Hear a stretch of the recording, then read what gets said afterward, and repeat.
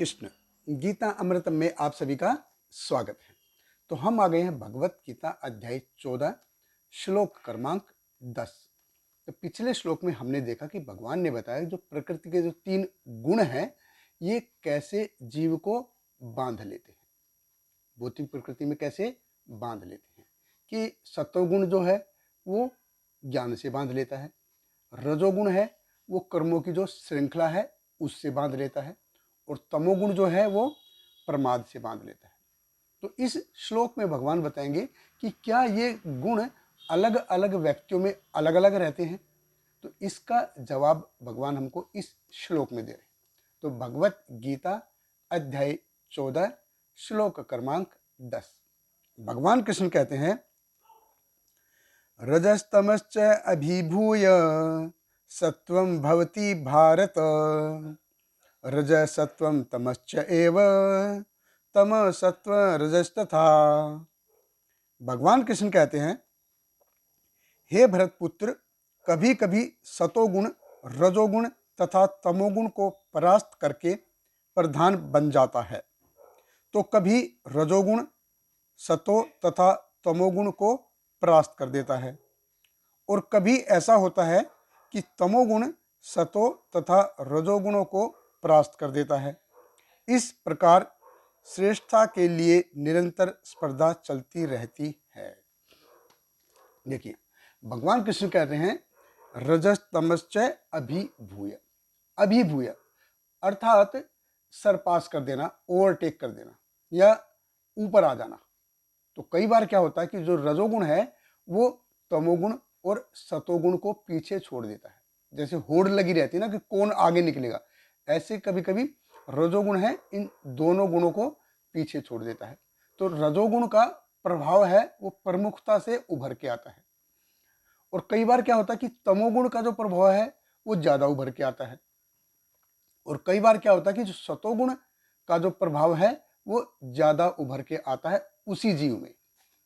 अब देखिए जीव वही है, शरीर वही है, जीव चेंज नहीं हुआ है, व्यक्ति चेंज नहीं हुआ है, शरीर चेंज हुआ है, लेकिन अलग अलग कार्य के कारण, अलग अलग परिस्थिति के कारण जो प्रकृति के जो 3 गुण हैं इनसे जीव अभिभूत होता रहता है।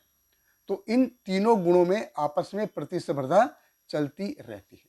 जैसे कोई व्यक्ति सो रहा होता है, तो सो रहा होता है तो ये सो रहा है मतलब प्रमाद और आलस्य। तो ये किसके गुण है, किसके कौन से गुण के लक्षण है? ये हैं तमोगुण के लक्षण। तो आलस्य, सपोज या सो रहे हैं हम, तो सो रहे हैं तो ज्ञान आवर्त है। पिछले श्लोक में जैसे हमने देखा, जब व्यक्ति सो रहा होता है तो वो ज्ञान को ढक लेता है, ज्ञान ढक जाता है उसमें। अब ये तमोगुण में जैसे होते हैं, तो जो सो रहा है तो उसको याद नहीं है कि वो कौन है, लड़का है कि लड़की है कि या वो क्रिमिनल है या वो पुलिस है, XYZ कुछ भी होने दो, वो कुछ जानता नहीं कि वो बेड पे सो रहा है या जमीन पे सो रहा है, चटाई पे, कुछ पता चलता नहीं। तो जैसे जीवित जब व्यक्ति जग रहा है, जागृत अवस्था में, तो कोई व्यक्ति कितना भी दान करता है या पुण्य करता है या महात्मा है, लेकिन जब वो सो रहा होता है तो वो तमोगुण के अधीन रहता है, तमोगुण के अधीन आ जाता है। और जब व्यक्ति ज्ञान अर्जन करता है, सपोज जैसे वो शास्त्र पढ़ रहा है या आजकल की समसामयिक के हिसाब के समय के हिसाब से वो ज्ञान अर्जन की जो कला है, ज्ञान अर्जन करने की जो कला है वो सत्व का लक्षण है।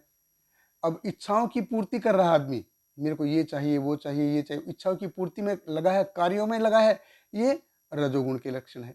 तो उसी प्रकार देखिए व्यक्ति एक ही है, व्यक्ति नहीं बदला है, लेकिन अलग अलग समय के अनुसार, अलग अलग कार्य के अनुसार वो अलग अलग गुणों से अभिभूत होता रहता है।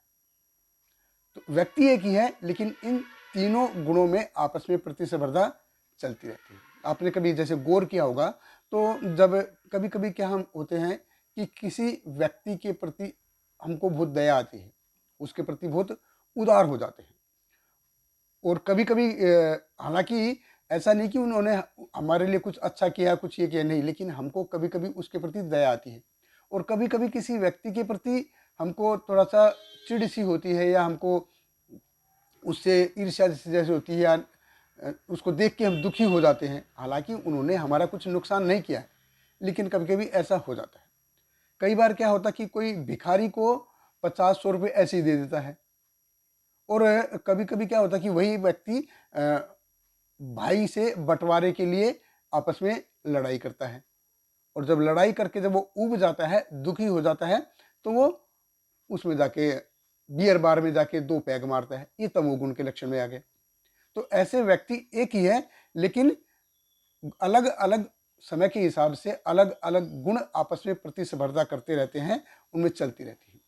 तो ये जो प्रतिस्पर्धा है, ये भौतिक जगत में है, प्रतिस्पर्धा है आपस में कि एक दूसरे ये तीनों गुणों में चलती रहती है। और कोई व्यक्ति कभी कैसा हो जाता है, कभी कैसा हो जाता है, कभी कैसा, अलग अलग हो जाता है। तो आध्यात्मिक जगत में भी प्रतिस्पर्धा चलती है। तो भौतिक जगत में जो प्रतिस्पर्धा है वो कैसे है, किस लिए है, कि हर कोई बॉस बनना चाहता है।